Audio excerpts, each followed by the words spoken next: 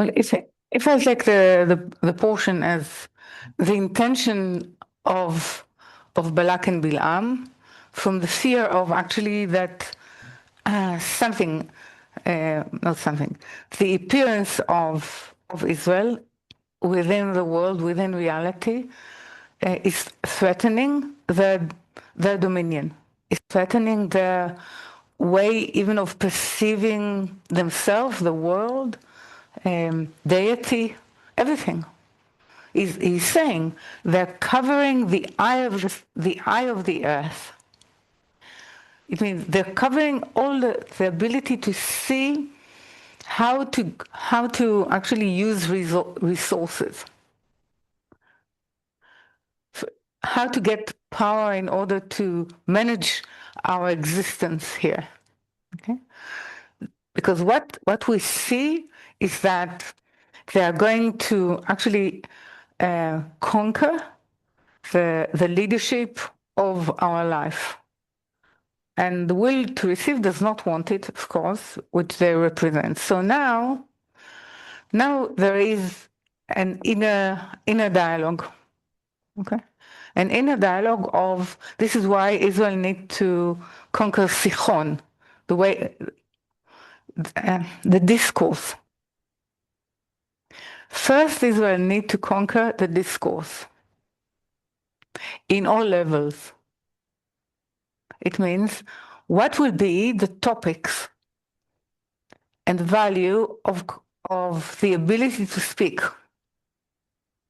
This is why Balak, being a huge magician, cannot interfere because he needs the speech, so he needs Bilam. He needs the ability to go back to the ability of speech. Because within speech, within discourse, the world was created. So the power to actually change the rule of the games is within the speech. Okay, so we're going back, and then we're saying how actually a person can overcome those powers. The only way he can overcome these powers is not by his own force or by his own power, but he needs to lean to the right. What does it mean to lean to the right? It means that he's going for what was created in him is a thirst for divine intervention. So you need to go to the right. You need to go to faith.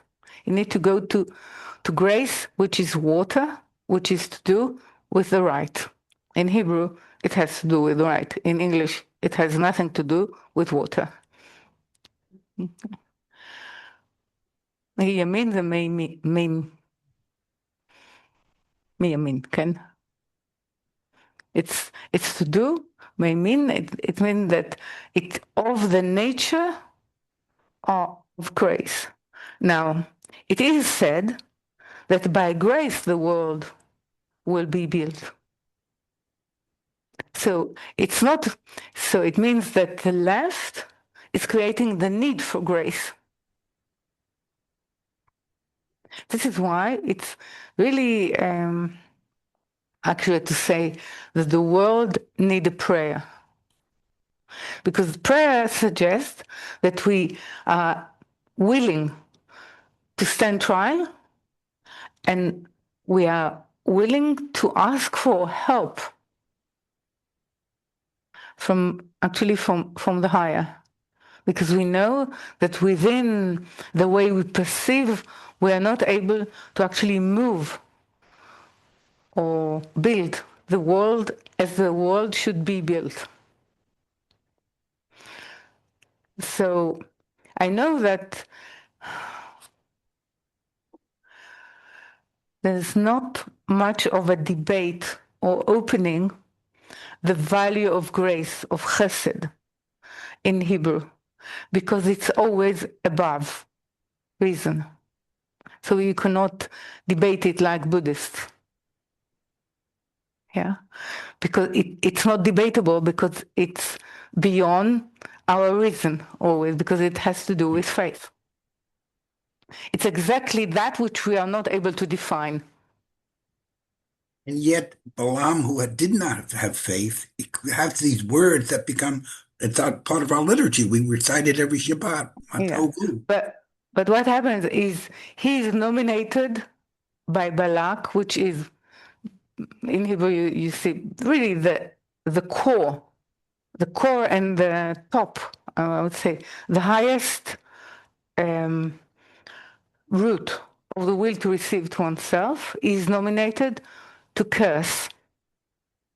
But then it's not what is seeing in himself or what is not able to see what Balak is actually wishing him to see. What he is able to see is, no, I'm going to open parentheses, okay?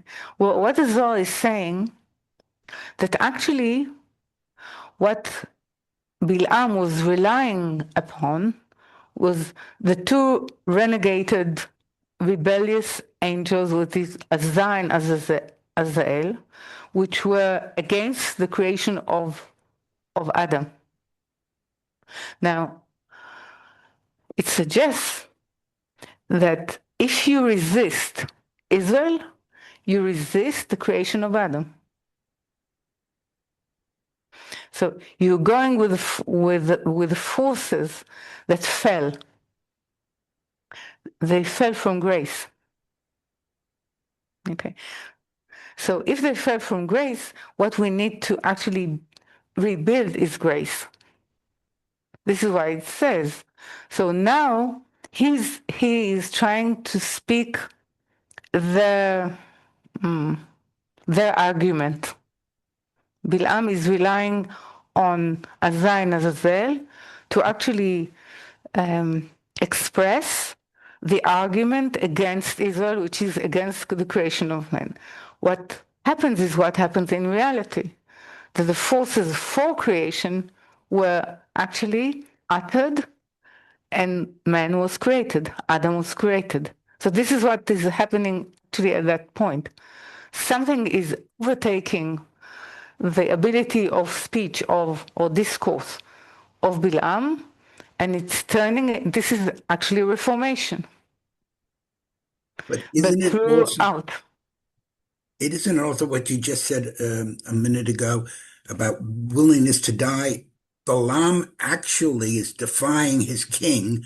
He's willing to die in a sense, or he's taking the risk of well, death. He's saying, yeah, well, he died by sword later, okay, but he's in that respect he's not able to speak. He's let's say it's a complex identity, Bilam, because he's saying what every religious person will say who is feels that there is an influence passing through him. He will say, I cannot speak but what the divine is ordering me. Yeah. Okay.